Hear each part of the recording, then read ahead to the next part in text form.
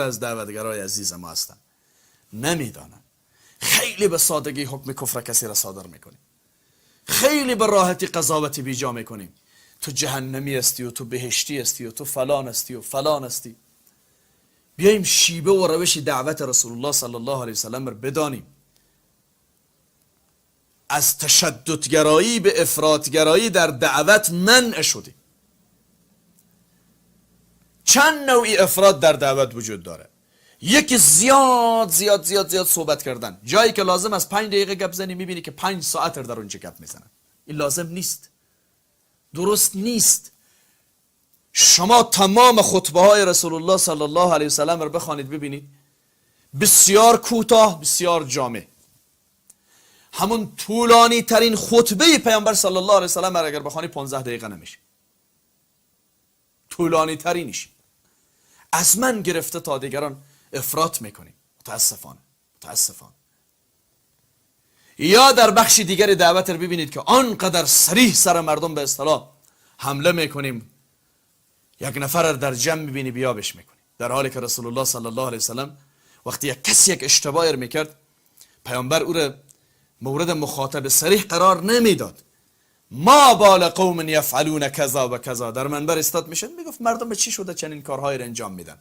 طرف خودش درک میکرد اما دیگه مردم نمیفهمیدن که منظور رسول الله فقط فلانی است. ولی قسم به پروردگار که ما در مسجدی در نماز جمعه حضور داشتیم که طرف از روی منبر میگه او فلانی که نمون لباس پوشیدی، او فلانی که قیافه دنمی ترتیب است، تو فاسق شدی، فاجر شدی، از مسجد بره. کجای این به اخلاق رسول الله میماند؟ کجای این دعوت به اسلام میماند؟ اکثریت علما، جمهور علما بر این نظر هستند که انسان با ارتکاب گناه کبیره کافر نمی شود. کسی کافر نگویید زود. شاید او طرفی که نمی گناه را انجام داده باشه به اساس جهل و نادانی انجام داد، نفهمیده، انجامش داد، از عواقبش خبر نبوده. او را دعوت کنید، نه قضاوت، نه فیصله. شما وقتی در قرآن میخوانید شیوه دعوت رسول الله صلی الله علیه و سلم میگه و ما علینا الا البلاغ و ما علی الرسول الا البلاغ. پیامبر فقط کارش رساندن بوده برای مردم، پیامبر، نه قضاوت کردن. او فلانی ریشت تراشیده کافر شدی، او فلانی سرت لوچ است نمیفهم چنین است، او فلانی. این ارتباط با دین رسول الله نداره، با اخلاق رسول الله نداره. این گونه دعوت کردن، افراط و غلو در دعوت. رسول الله صلی الله علیه وسلم برخوردش با گناهکاران چی گونه بوده؟ چطور بوده؟ طرف میاد میگه یا رسول الله من زنا کردم. زنا میدانید یعنی چی میگه؟ زنا کردم یا رسول الله و حامله هستم، مرا از گناه پاک. پیامبر نفرینش میکنه، دشنامش میده، لطکوبش میکنه، یک کلمه زشت برش یا کلمه ترش حتی برش نمیگه، یک کلمه‌ای که ناراحت کننده باشه برش نمیگه. ارجی و استغفر الله، برو استغفار بکن خداوند میبخشد. چرا آبرویت بردی؟ چرا خداوند سترت که تو آمدی خدا بی عزت کردی؟ شاید نکرده باشی، پیامبر برش تلقین میکنه، شاید بوسه زده باشی، شاید در خواب دیده باشی، شاید همسرت بوده باشه. طرف میگه نه خیر یا رسول الله، میگه تو دیوانه هستی گپر میزنی؟ شما را به الله قسم ما چی میکنیم امروز؟ شب و روز کمر ما بسته است دنبال اینه که باشه که بنم یک نفر یک عیب پیدا بکنیم، باشه که نمی یک مشکل برای میزی پیدا بکنیم، میره بی آب و بی حرمت بکنیم، آبرو عزتش زیر سوال ببریم، مجازاتش بکنیم. به لحاظ خدا مگر ما پیروی پیغمبر نیستیم؟ طرف میاد جوان نزد رسول الله میگه یا رسول الله صلی الله علیه و سلم به من اجازه میده برم زنا بکنم؟ اجازه زنا میخواد. اگر امروز کسی نزد مولوی صاحب بیاد بگه مولوی صاحب من زنا کردم، با او چی برخورد میکنه؟ یا بیاد بگه مولوی صاحب به من اجازه میدی با فلان دختر برم رابطه برقرار کنم؟ رسول الله صلی الله علیه و سلم با حکمت او در کنارش مینشست، برش میگه خواهر داری، مادر داری، دوست داری با خواهرم؟ نه خیر یا رسول الله دوست ندارم. خب دیگرم دوست ندارن دیگه. این اخلاق دعوته. طرف آمده داخل مسجد نبوی در محراب مسجد چتلی میکنه، رفع حاجات میکنه، صحابه میگن موی از بدن ما سیخ شده بود. گفتیم یا رسول الله اجازه بده که میره به تعبیر ما و شما به نرخ مندیلت و کوبش کنیم. میگه بگذاره دوره به حالش. وقتی کارش تمام میکنه پیامبر صلی میگه بیاری ظرف آبی جایشو بشوید، تمیزش کن. بعد برش میگه که این مسجد است، عبادتگاه است، درست نیست این کار، چرا اینطور میکنی؟ با نرمی، با اخلاق، با خوبی. اونم وقتی اخلاق رو میبینه دستایش بلند میکنه میگه پروردگارا من و محمد رو معاف بکن، بس دیگران رو نبخش.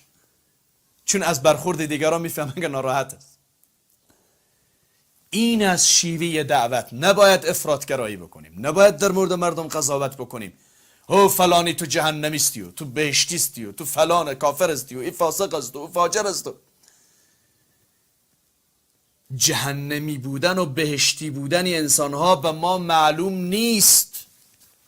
خاتمه مستور است، پوشیده است، ما نمیدانیم.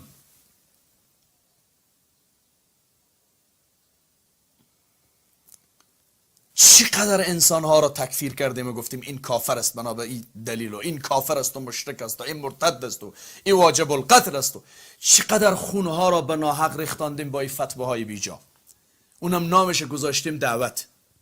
والا صاحب ما به دین خدا دعوت میکنیم. میگن حجاج ابن یوسف یک زمان یک نفر دستگیر کرده بود، آورده بود برش گفت که سوره اذا جاء را بخوان. گفت اذا جاء نصر الله والفتح ورأیت الناس یخرجون من دین الله افواجا. این نفر با حجاج گفت دوباره بخوان. گفت که یخرجون من دین الله افواجا. گفت 3 بار بخوان. گفت یخرجون من دین الله افواجا. زدش گفت او یدخلون است، یخرجون نیست. گفت جناب حجاج یدخلون زمان رسول الله بود که مردم یدخلون فی دین الله، در دین خدا داخل می شدن، ولی امروز با این عمل کرده تو و با این رفتار تو یخرجون من دین الله افواجا، از دین خداوند فوج فوج مردم بیرون میشه.